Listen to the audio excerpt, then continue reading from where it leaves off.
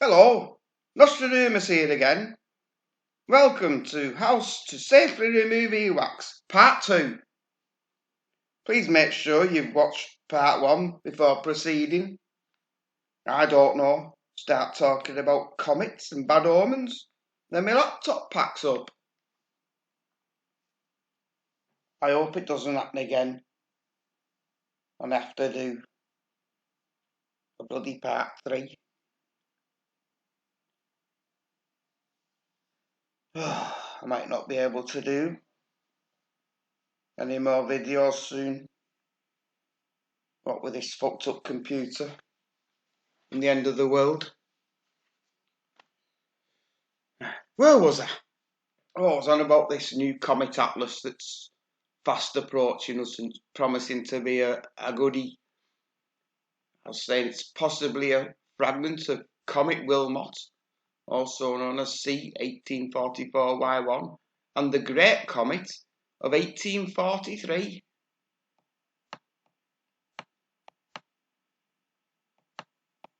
I dare click on that. I want to get through this without any more cock-ups. Comet Atlas is a near parabolic comet, which means it has an eccentric elliptical orbit of the Sun, so visits the inner solar system less than once every 1,000 years. In fact, this comet only visits us once every 5,519 years. Really good.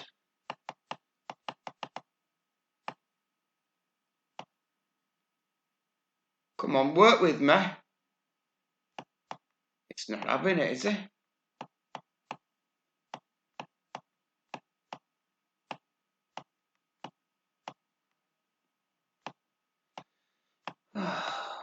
When could it become bright? For now, it's still out beyond the orbit of Mars and visible close to the constellation of Ursa Major, the Big Dipper. Oh, I'm never going to get this video done tonight. Bloody breakdowns, interruptions. What next? Oh, in non-horrifying news, Comet Atlas continues to brighten much faster than expected, with reports of magnitude 8. Predictions for peak brightness now border on the absurd. I fear this comet may not fare well in the coming weeks. So I guess what they're saying there is they're expecting it to really get going and burn itself out quickly and spectacularly. So what can we expect? Will it be as good as or even better than the Great Comet of 1843? That was a long period comet which became very bright in March 1843. The Great March Comet was also known as. That rapidly brightened to become a great comet. It was a member of the Kreutz sun grazers, a family of comets resulting from the breakup of a parent comet from 1106 AD into multiple fragments. These comets pass extremely close to the surface of the Sun and often become very bright as a result. There's a painting of the Great Comet of 1843, as seen from Tasmania, right across the sky. I don't know whether that's daytime or nighttime. I think it was the Great Daytime Comet, wasn't it? Great, won't it? We're still here to see it. Still got a few weeks to go. Fantastic, look at that. Painting. The Great Comet. Wow.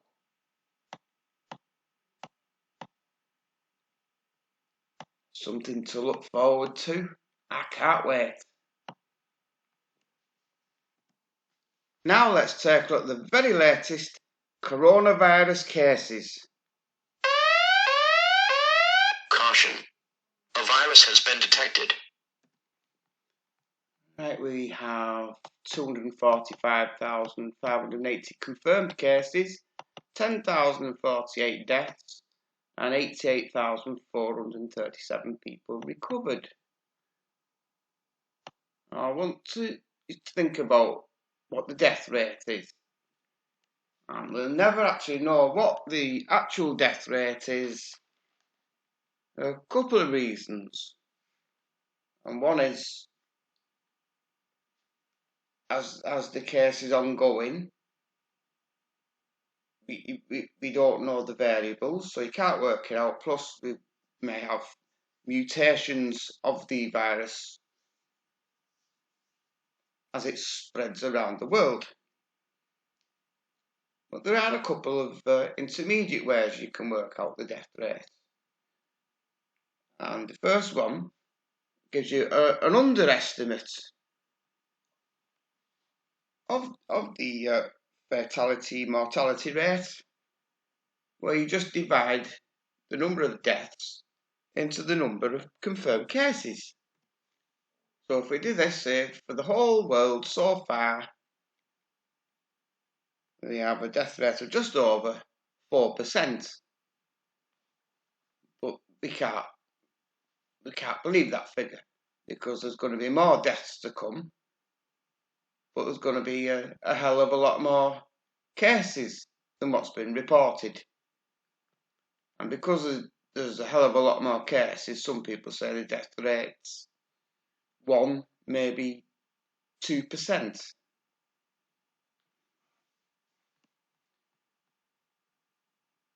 But that comes out at 4.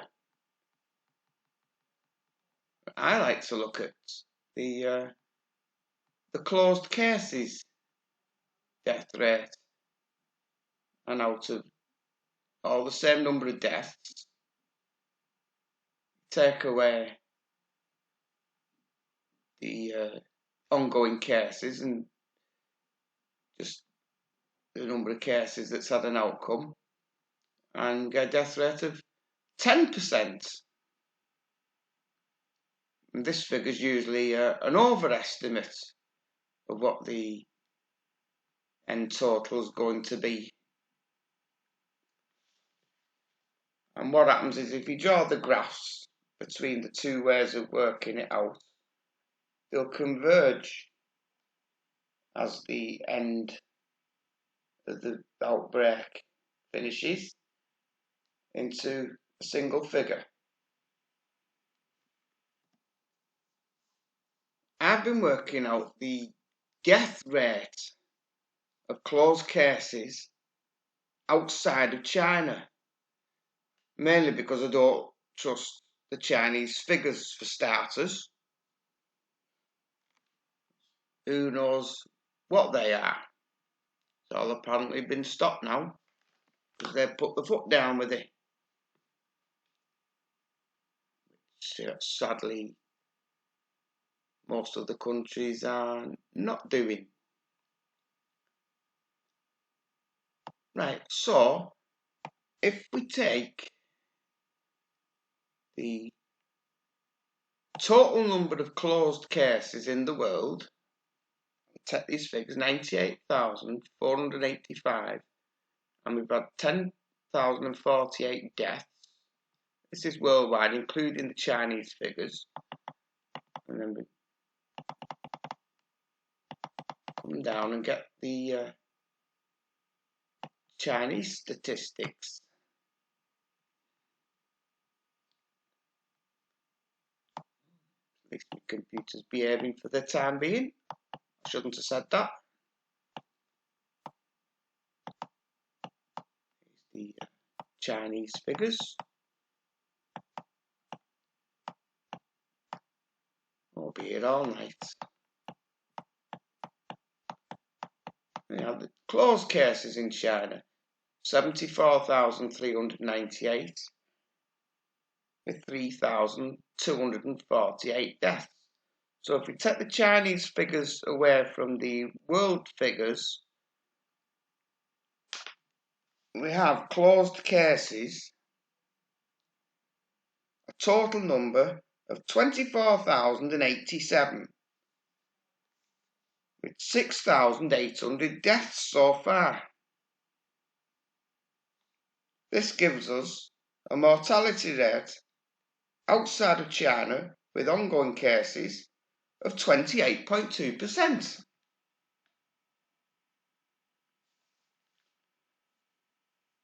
This is, however, an overestimate. I hope it's a rather large overestimate, but this figure's been creeping up day by day. It was 22% just a week ago. Now it's 28.2%. And it's going to carry on going up until the outbreak reaches its peak, and then it should start trickling down a bit. 28.2. Oh, heck. Let's go with Sky News for this horror story. It could be straight out of a Stephen King science fiction novel. Coronavirus. Italian army called in as crematorium struggles to cope with deaths. And at least 93 people have died after testing positive for coronavirus in the North Italian city. But I think that's in a day in one town. So they've got that many people dying day by day, and it's more and more from today. Italian army trucks in Bergamo to transport bodies out of the city. Bergamo, one of the worst hit by the coronavirus outbreak, is having to transport its dead out of the city as its crematorium is struggling to cope. Army vehicles have been brought in to move dozens of coffins from Bergamo to other regions. The wealthy city, northeast of Milan, in Italy's Lombardy region, has recorded at least 93 coronavirus-related deaths as cases continue to grow relentlessly. It comes as Italy recorded more total virus deaths than China, at 3,405, a rise of 427 on Wednesday. The mayor of Bergamo said the true number of related deaths could be higher, as many people with COVID-19 symptoms had died before being tested. The crematorium of Bergamo, working at full capacity, 24 hours a day, can cremate 25 dead, said a spokesman for the local authority. It is clear it could not stand up to the numbers of the past few days. Before I move on, I just want to share with you a text a friend of mine sent me earlier on this evening. Honest to God, I've not faked this. This is a text my personal friend sent me today. And it reads, "The next text I send you, I'm forwarding from my mate in Warrington. Talking to a lad in army, all leave cancelled. They got Arctic wagons loaded with tents, medical stuff and body bags. Not looking good."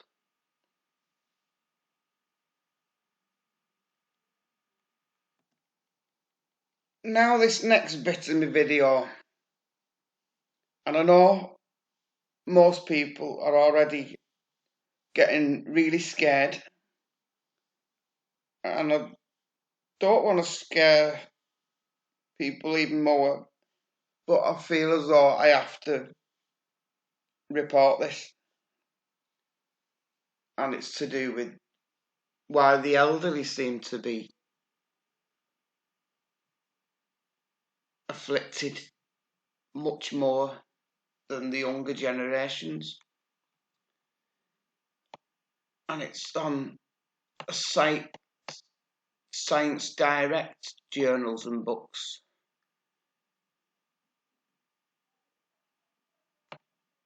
And this is from a paper from 2019.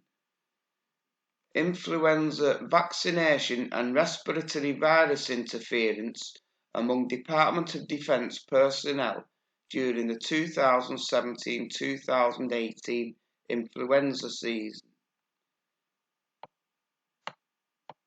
So what they did, they examined virus interference, I'll go into that in a moment, in a Department of Defence dependent population. Vaccinated personnel did not have significant odds of respiratory illnesses. Vaccinated personnel were protected against influenza.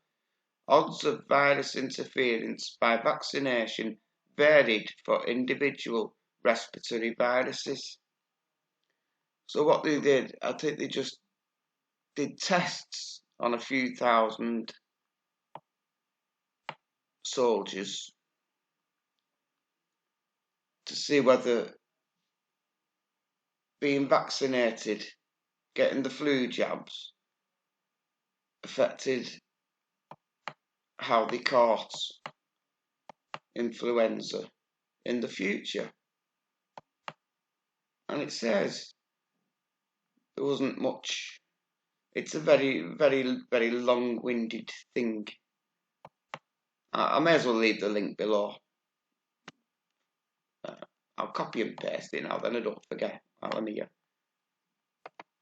Because I'm closing these pages down as I go, so my computer doesn't go kaput again. Got it. I'll put the link below when I upload it. Conclusions. So it says receipt of influenza vaccination was not associated with virus interference among our population. Examining virus interference by specific respiratory viruses showed mixed results.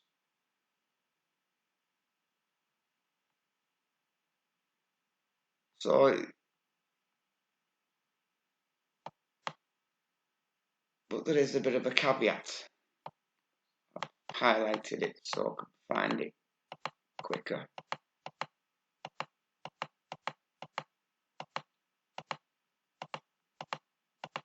Not that far down.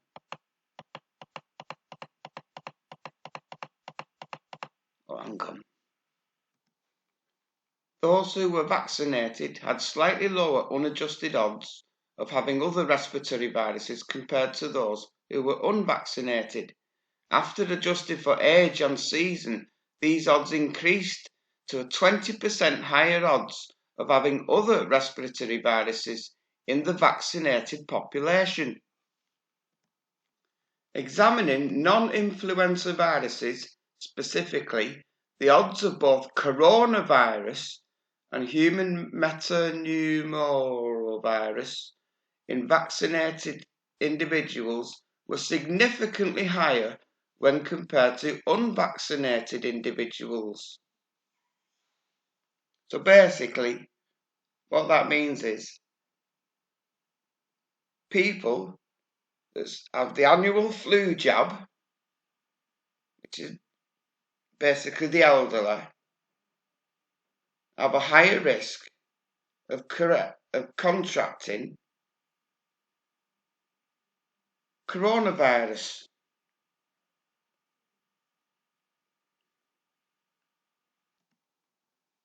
Now I'm going to flip it over. Younger adults make up a big portion of coronavirus hospitalizations in the United States.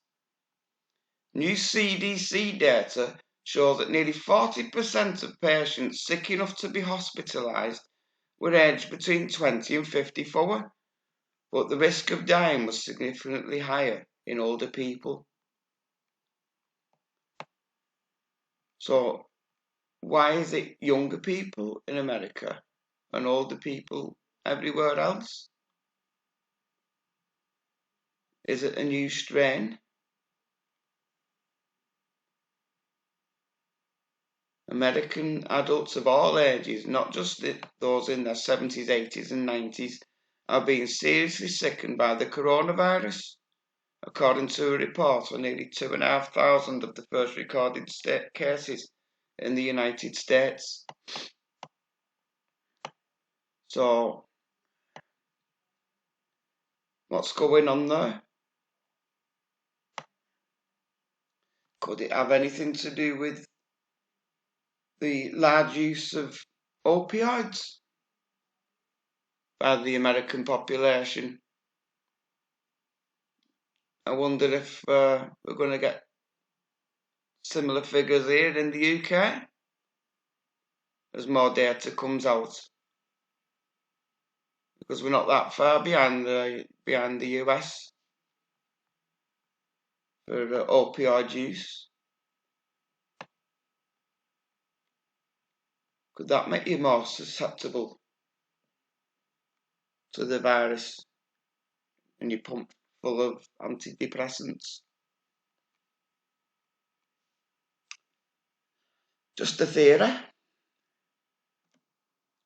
Now it's over to Dave at the sports desk.